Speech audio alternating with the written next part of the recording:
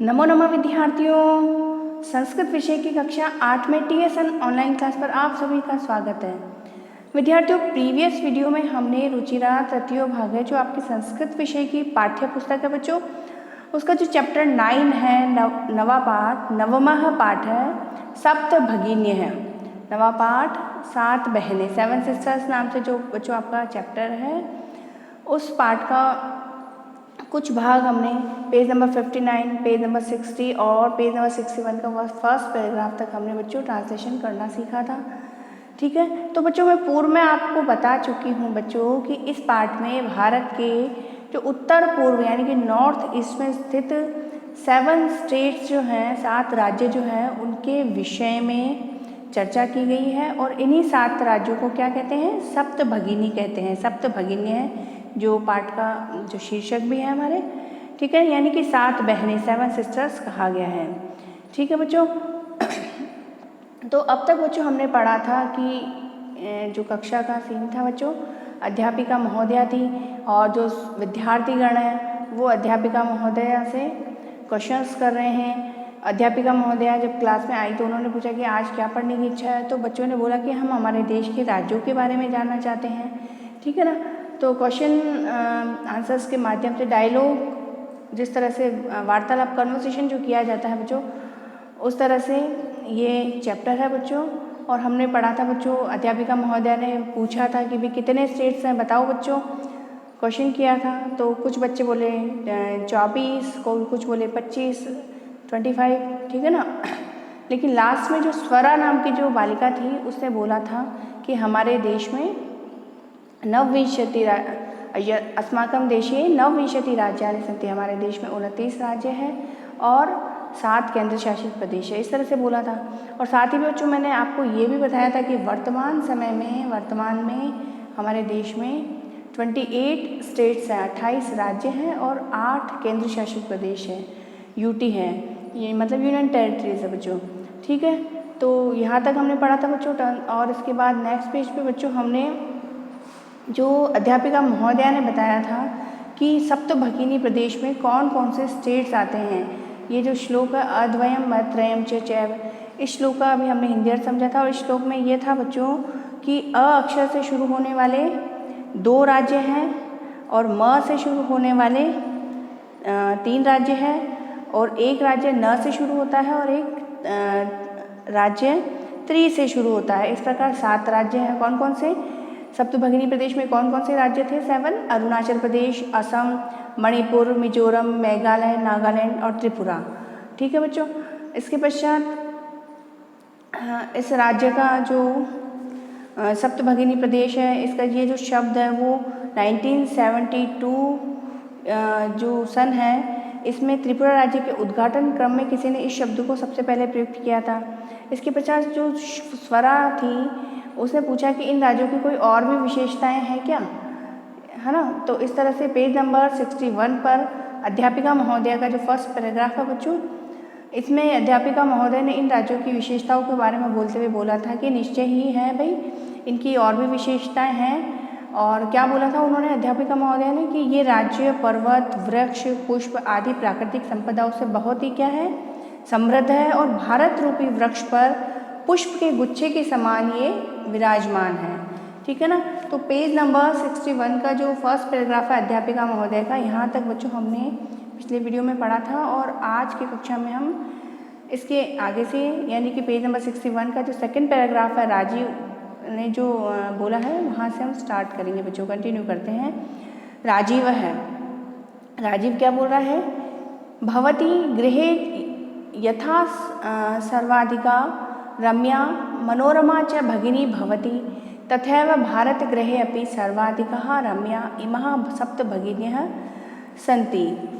जो राजीव है वो बोल रहा है कि हे महोदया, यथा यानी कि जिस प्रकार से गृहे यानी कि घर में सर्वाधिका रम्या मनोरमा च भगिनी भवती, कि हे महोदया घर में जिस प्रकार बहन सबसे अधिक क्या होती है, रमणीय होती है, तथैव भारत गृहे अपि सर्वाधिका रम्या इमा सप्त भगिन्यः सन्ति, और उसी प्रकार से भारत गृहे अपि यानी कि भारत रूपी घर में भी ये जो 7 बहनें हैं, सप्त भगिन्य हैं, ये 7 बहनें हैं, वो क्या है, अधिक रमणीय है। तो अध्यापिका महोदया राजीव की बात सुन करके क्या बोलती हैं, मनस्य गताम ते इयं भावना परम कल्याणकरी परम सर्वे न तथा अवगच्छन्ति। मनस्य गता ते इयं भावना, ये जो तुम्हारी भावना है वो कैसी है, मन में समा गई है, परम कल्याणमयी यानी कि परम कल्याणकारी जो परम कल्याण युक्त जो तुम्हारी भावना है वो क्या है, मनस्य गता यानी कि मन में समा गई है। परम, परम का अर्थ हो जो किंतु, सर्वे न तथा अवगच्छन्ति, किंतु सभी उस प्रकार नहीं जानते हैं। अस्तु अस्ति तावदेतेषां विषये किंचित वैशिष्ट्यमपि कथनीयम्। अस्तु, अस्तु अर्थ मतलब अच्छा, अस्ति तावद एतेषां विषये, अच्छा इसके विषय में, किंचित, किंचित यानी कुछ, वैशिष्ट्यम कथनीयम, कुछ और भी विशेषताएं कैसी हैं, कथनीयम यानी कहने योग्य हैं। सावहित मनसा शृणुत, सावहित मनसा यानी सावधान मन से, सावधान मन से मीन्स एक्टिव होकर के, क्रियाशील होकर के आप लोग शृणुत, या शृणुत यानी सुनिए, ठीक है। तो और भी विशेषताएं क्या बता रही है अध्यापिका महोदया, जनजाति बहुल प्रदेशो अयम, अवग्रह चिन्ह बना हुआ है, ऐसे जैसा चिन्ह बच्चों, ठीक है ना। तो जनजाति बहुल प्रदेशो अयम, यह जो अयम यानी ये जो प्रदेश है वो कैसा है, जनजाति बहुल है, यानी कि इसमें बहुत सारी जनजातियाँ निवास करती हैं। गारो, खासी, नगा, मिजो प्रभृतय बहवः जनजातियाँ अत्र निवसन्ति। गारो, खासी, नगा, मिजो यानी कि जो ये प्रभृतय है यानी कि इत्यादि बहुत ही प्रभृतय यानी बहवः बहुत ही जनजातियाँ अत्र निवसन्ति, यहाँ पर निवास करती है, यानी कि गारो, खासी, नगा, मिजो आदि बहुत सारी जो जनजातियाँ वो यहाँ पर निवास करती है। शरीरेण ऊर्जस्विन एतत् प्रादेशिकः बहुभाषाभिः समन्विता पर्वपरम्पराभिः परिपूरितः स्वलीला कलाभिश्च निष्णाताः सन्ति। शरीरेण ऊर्जस्विन यानी कि शरीर से ऊर्जा युक्त, एतत् प्रादेशिका यानी कि इस प्रदेश के जो लोग हैं, यानी कि शरीर से ऊर्जा युक्त इस प्रदेश के जो लोग हैं वो बहुभाषा भी यानी कि अनेक भाषाओं से क्या है वो युक्त हैं। बहुभाषा भी समन्विता, पर्व परंपरा भी और पर्वों की परंपरा से पूर्ण,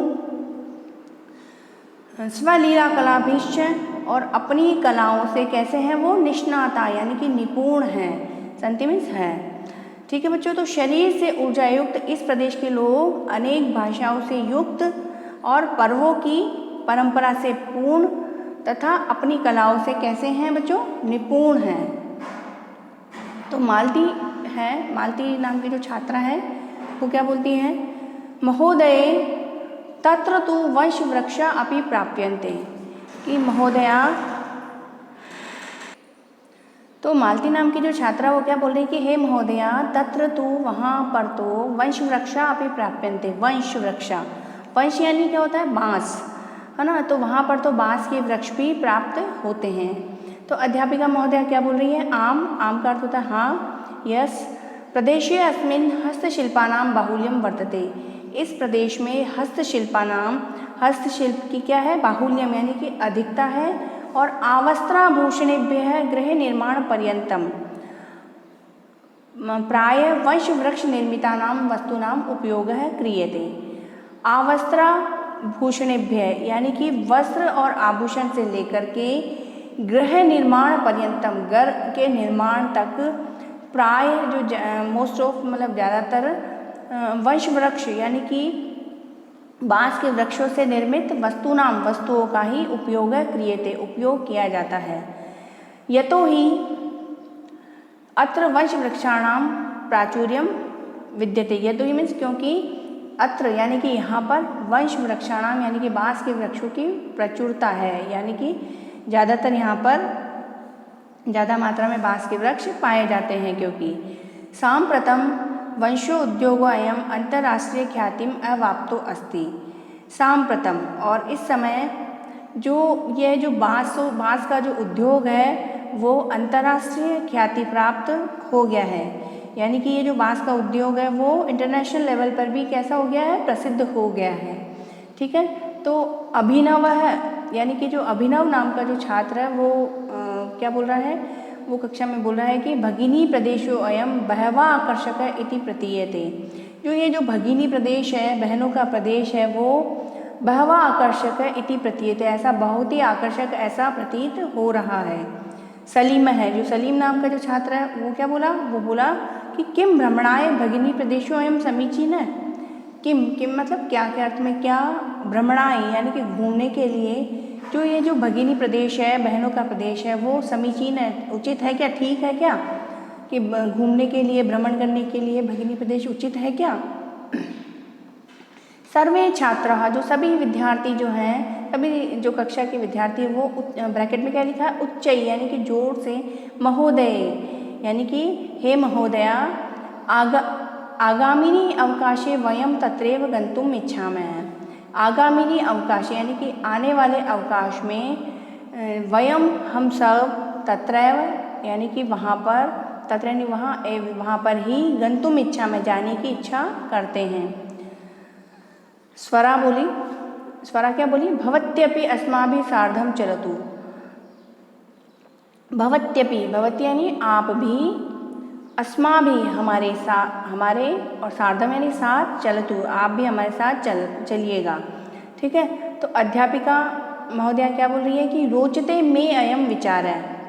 रोचते में अयम विचार है, रुच धातु अच्छा लगने के अर्थ में आती है बच्चों, रोचते में रुच धातु है, तो मुझे यह विचार अच्छा लगा। इस प्रकार से अध्यापिका महोदया ने बोला।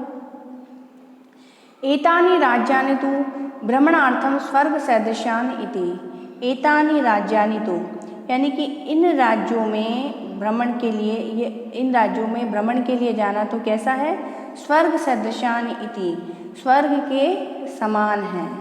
ठीक है बच्चों, तो इन सभी सप्त भगिनी प्रदेशों के नाम, सप्त भगिनी प्रदेश की विशेषताएं बच्चों हमने आज के चैप्टर में पढ़ी। ठीक है बच्चों, और आज की कक्षा में बच्चों इतना ही। अगली कक्षा में हम इस पाठ के जो अभ्यास प्रश्न हैं उनको हल करेंगे बच्चों। ठीक है, अभ्यास प्रश्न दिए गए हैं आपके पेज नंबर 64 पर। ठीक है, तो पेज नंबर 64 पर हम अभ्यास प्रश्न करेंगे बच्चों अगली कक्षा में। आज की कक्षा में इतना ही। अगली कक्षा में फिर मिलते हैं, तब तक के लिए शुभम मंगलम।